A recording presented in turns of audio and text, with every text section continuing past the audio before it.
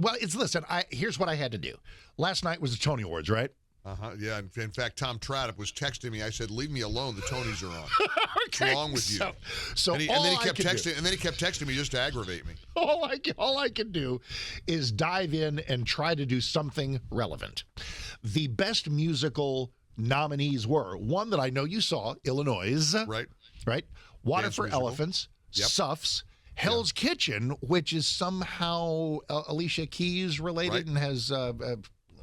She grew up in that neighborhood. She lived in Manhattan Plaza, which I have a little connection to. I lived right across the street from Manhattan Plaza on West 42nd Street. So, know that neighborhood well. But the winner was an adaptation of the old S.E. Hinton young adult novel called The Outsiders. Correct. And so that was from the Broadway cast recording of the best musical winning play, The Outsiders. I did more prep for this than the entire other parts of the show. So you did and Mr. Broadway has missed out. I haven't seen Water for Elephants, which looks intriguing. I haven't seen The Outsiders. I didn't have any desire to see these shows. I don't know, and I sure don't want to see Hillary's show, Suffs. Yeah. She got up there last night in a now listen, I'm not a fashion icon, okay?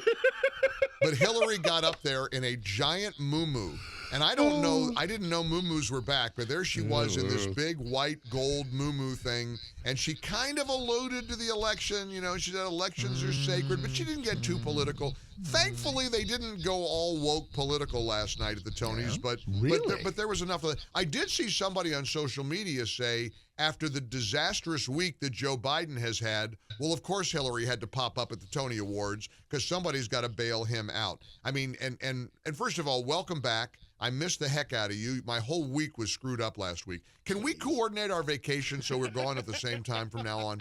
Because I can't. Listen, my whole day is wrecked. I don't have the show ready. I'm not in the right frame of mind. He's off his game. I am. I'm on my B game. I need to get. Now, today I'm back on my A game but I am fascinated by your sort of, not waffling, but you seem to be a little bit how long did that take? Torn. No. About what? Not waffling, about whether or not Biden's going to be on the debate stage next week. I mean, because on social media you seem to suggest he won't. And I get it. That's a reference to I think a couple of occasions. I think I have taken a look at him and again, it's just sad. Above anything else, it's just sad. But you have these moments, the Italy moment, the California moment, and you say, and I believe I've said a couple of times, how many people still think this debate's going to happen? Right. And that really is more a question than a statement, because the odds clearly are that it will. Because I don't know how he bails a week and a half out, Mark. I that would, of course. So I'm just kind of having a little fun here. Although, let me interrupt, but let me tell you what he could do. Because if your reticence, and it is well-deserved, my friend, I mean, I feel that way about the election. He's not going to be the nominee. That was the question I needed. Yep. Anna Paulina Luna is now saying that's the buzz on Capitol Hill. That's the buzz in the Democrat circles. You got Nicholas Kristof from the New York Times wrote a scathing op-ed. What have liberals done to the West Coast? He's from Oregon. And that's the headline. What have liberals done to the West Coast? Which seems like candidate blockage for Gavin Newsom. So I mean, maybe. So perhaps, but here's the deal, and this is what I think is so riveting about this debate. It could be a disaster unless they pump him full of whatever they pumped him full last time, like you said. You know what they might do? COVID. They might say he got COVID. That could be their ticket out. Okay. They might say, this is so sorry, we regret to inform you, because the calculation that none of us will believe that he has COVID will outweigh the potential for a disaster on the debate stage in Atlanta Thursday. Pesky thing about COVID, though, is it does go away, and it's like not the day before. Well, no, I understand, but then it's like, okay, we'll reschedule for when? I mean, how long would it take to just get everybody's ducks back in a row and do something maybe in the following couple of weeks? So he can't run and hide. He can't hide. He can't hide anywhere, and this is intriguing. So we know he was a bumbling mess at the G7 summit in Italy. We have the video that we've sent out by the thousands. People wanted to see with their own eyes, because you better get ready for massive gaslighting. Right now, they're telling you don't believe your lying eyes. First of all, he did wander off in Italy. If you want to see the video, text the keyword wander. 800-655-MIKE is the My Pillow text line. And make sure you spell wander the right way. WANDER. Now we've got the Los Angeles fundraiser where he's up there with Julia Roberts and George Clooney, and there's Obama and all that, and Clinton. Well, he did it again. He's standing there, frozen. Obama has to take him by the arm and lead him back off to wherever he was supposed to go. But they're telling you that what you saw didn't happen. The new line of defense is that's totally a lie. It's a social media fake. I'm looking at the Daily Beast. No, President Biden didn't freeze, quote unquote, at the star-studded Hollywood fundraiser. The White House fumed at the so-called cheap fake, which it contends is a sign of failing journalistic ethics by a number of conservative publications. Well, you want to see the video with your own eyes? Text WANDER2 to 800-655-MIKE. WANDER number 2. Just text the WANDER and the number 2 to 800-655-6453. You can see the video that they're telling you, Mark, didn't happen. Why would you think they would pretend that what we all saw didn't really occur? That's the best they got? The same reason. Speaking of the best they've got, here comes, here's the most effective Biden ad. And it's all about the Trump legal problems. And the other things they're going to be all about is democracy. It's a threat to democracy. They cannot bring themselves to talk about real issues that real people care about, like borders, the economy, the culture, all manner. Listen, it's funny. Taxes, even abortion, where Democrats think they are winning momentarily and probably kind of are. You don't hear them talking about that so very, very much. Right. They know they've got very close to nothing in their actual bag of issues. So if you followed the trend now, Trump is encouraging people to write on restaurant receipts. Now, I'm a guy that goes out to eat about 3 times a day, 7 days a week. I can do that in my sleep, and I'm a very generous tipper. I believe in tipping a lot. I always tip 30, 40%. I believe in that. These men and women are working hard. Yep. Trump, he floated last week the proposal that he is going to end taxes on tips in the service industry. I thought that was genius. It is genius, of course. Genius. Yep. Oh, my gosh. In fact, all the networks ran to these workers and these restaurant workers, and they said, well, I'm going to vote for him. I mean, I don't want to pay taxes on tips.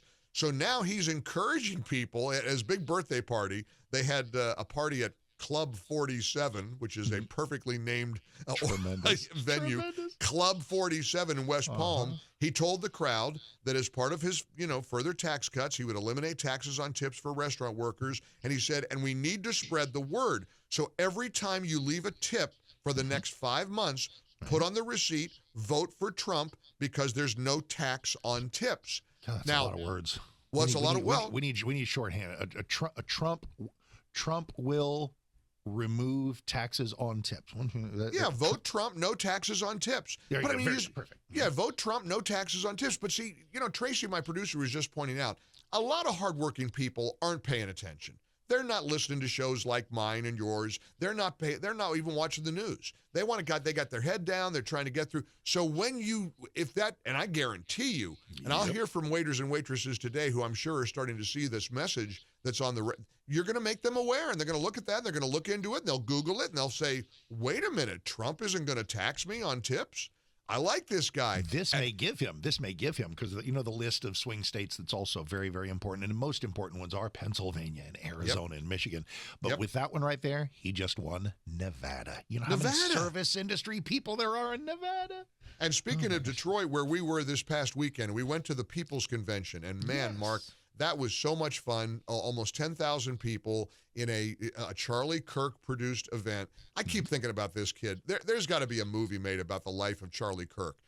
About 15 years ago when he was about 9, I think, he came up with Turning Point in his parents' garage in Chicago. And now this is a massive movement. Look at them now. High school, college kids. And I was very, very honored and privileged to have a lot of people say hi to me. Because it's been years since I've been on TV, and I forget that with Salem News Channel now, people still watch the show. There were people from Dallas. There was a couple from Keller that they were there with their college-age daughter, and they came up, listened to the M&M Experience. Oh, I love you and Mark Davis, and they were so sweet. But this was a big time event, and in Detroit, before he went to the People's Convention, Trump visited with a group of black pastors, And again, absolutely brutal on the Biden track record with black Americans. Yeah. And a black Detroit pastor said to Trump, "You're the first president to come see us." He said, quote, and we're going to play this clip a lot today,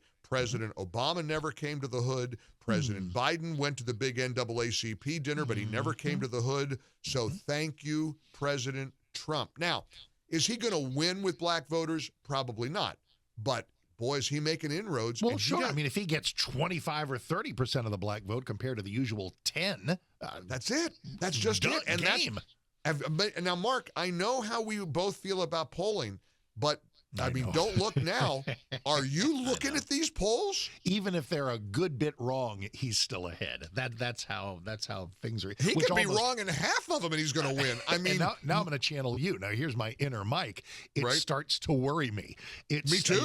I don't want to quote unquote peak too early. Not that that's necessarily a thing, but it scares me to death. People are going to be complacent, say, "Well, we got it in the bag. Thank the Lord. We're going to get the country back." Oh, really no. So? Do you think there is a voter out there that if he's ahead by 30 in the national polls and ahead by 20 in every swing state, I just don't think there are too many people who are going to say, well, I can relax on election day, because what do we all, if it ain't close, they can't cheat. We've got to overcome some little percentage point, maybe it's 1 or 2 of cheating that will happen. So we've got to deliver the landslide. And I don't think that complacency will happen. Mark, it's not 1 or 2% either, though. You got to hear me on this. You should hear, and we talked about it in Detroit. Everybody is afraid of voter fraud. Everybody is petrified. Yep. Everywhere I go, we're going to be in Orlando this Thursday for a big event. There's going to be, this is kind of a neat event. I don't have to spend a night in a hotel room. I'm going to drive to Orlando, do the event, and drive back. I mean, it's about an hour and a half, along the good old I-4, the I-4 corridor. But everywhere I go, I got into a big knockdown drag out while you were gone last week with a guy who called and said, yeah, they're going to cheat. I'm not going to bother to vote. There's no reason to vote. And then I got to talking to him, and then into the course of the conversation, he said, Biden's doing a pretty good job. Well, and I thought, you're a troll. You're just a troll. He was fake. But remember this. People are going to do this. You talk about a deep fake. People are going to try to discourage other people from voting because that's all they got. They're down to shenanigans, and no one's going to trust the outcome of this election if it doesn't go our way. You better gird your loins. So speaking of girding my loins in some way, here's what we get to talk about, at least a part of tomorrow. I know I was just gone for like a week and a day. I'm out Wednesday, but it's not festive unless you consider colonoscopies festive. Yes, everyone, it's Mark's decade of colonoscopy. You're taking a day off for that? What? Why not? Why are you taking a day off for that? How do I do? It's at 10 o'clock in the morning. I got to be there at that's the latest they can do it. I got to be there at like 8:30. Show is 7 to 10. So come on. You've done a show and colonoscopy in the same day. I have every time. I'm the only dummy that works for a living. You're like Gorka. You're like Hewitt. You guys get a hangnail. You take the day off. I said, please. I'm just coming off a week and a day. I don't want to be gone. You know it's harder for me to do the colonoscopy because I'm later than you. I'm 10 to noon. So, you got to fast. What time do you do it? I do it at 1 o'clock in the afternoon when I get off the air, like you should be doing. Magical doctors do afternoon colonoscopies, but you are right. You've identified. I begged, and they can't do it. I was going to say, you think there's some magic in doing a colonoscopy in the morning? No, there's that. Apparently, it is to them because they wanted me there at 7. I said, please don't let me do that. But you've identified the challenge because I will eat my last meal sometime today. So I don't know how surly I'll be tomorrow. And you know the old adage about the colonoscopy. The procedure ain't so bad. It's the prep. There's a new. Everybody Google Plenview. PLENVU. You taking the pill? I don't even. I know it's liquid. And, Oh, you're drinking the big, but not the big gallon jug, right? No, it's not. They've apparently 10 years ago, I drank a gallon of something that tasted like Sprite that's been left on a windowsill for like salt water, or I mean, like soap was water. It's like drinking soap water. Oh, it's horrible. This is apparently better. And so we'll see how it goes, and then I'm well, good making for you. this so delightfully public because guys, and the ladies too. Once you get to a certain age, you got to do it. Colorectal cancer is a huge killer. I got family history, so let's it's go. such an effective thing. I mean, you talk about Viascan of Las Colinas. You're so proactive with your audience, and this is a great thing to do as well because they can catch it. They can say, "Look, we found a spot." I have had the last 3 colonoscopies I've had. They found precancerous, growths all 3 times, polyps all 3 times, and they told me it's the bad kind. So how often are you doing them? Is it because of that? Every 5 years. More frequently? Okay, gotcha. Every 5 years, yeah. And the last 2 or 3, I guess I started taking them when I'm 64 now. So I think when I was in my mid 40s, because I've got a big family history of everybody around me with cancer. So we got to be on it. So we got a country to save, and boy, am I glad you're back. And boomer medical procedures to keep the show even more compelling. Don't forget your Metamucil. What? I can't eat for a day. What? I love you, man. It's so great to be glad back you're with back. you. Mike Gallagher with you at 10 right here on 660 AM The Answer.